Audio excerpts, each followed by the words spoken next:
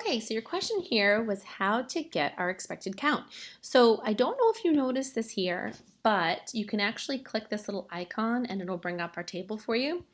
So what we have here is we have the proportion, which you can't see if you didn't click that little icon, which is kind of silly that they don't tell you.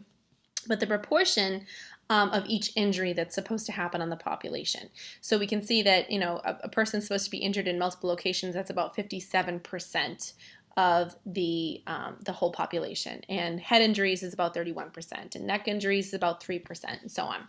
So this is the little table for what they actually observed when they went ahead and did an investigation on actual injuries. But we want to know right now the expected, which means that if 57% were supposed to have injuries in multiple locations, well, what's 57% of the total, which was 2,065 riders? Okay, now one easy way to do this is to just multiply. So we would take 0.57 and we would multiply by 2065. And then we would take 0.31 and multiply by 2065. And another easy way to do this is to open your data set in, I would say Excel. I think my Mac has numbers, but if I go to full data set over here in the right-hand corner, I can actually open it in Excel. It's going to open it in numbers for me, but it'll work the same way as your Excel. So if I open it up, and who knows, maybe you have numbers too. If not, and if you don't have Excel or numbers, you can use Google Sheets. They all work the same way. So we have our probability here of 0.57. And again, this frequency was the observed values, but we want to know expected, and we want the computer to do it for us instead of having to just keep multiplying, which is really annoying. So if I click the cell here and I press the equal sign, I can insert a little formula that will make the computer do it for me.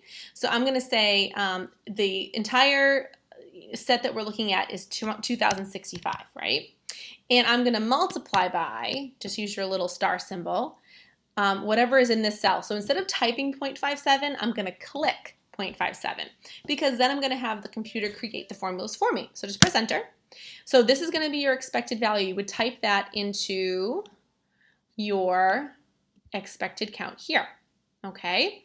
Now to go ahead and have the numbers basically do this for me, I'm going to click the cell, and it's going to work the same way if you use Excel or if you use Google Sheets, but in some way you're going to see a little place that you can drag down, and I'm going to drag this, and because I had clicked the cell before, it's actually going to change it every time it goes down.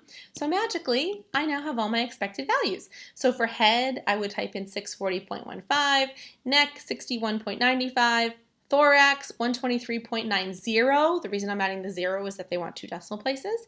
And then the abdomen lumbar spine 61.95. So if you have any more questions on this, please let me know, but I hope that gives you a little bit of help on how to go ahead and calculate your expected values, and let me know if you need anything.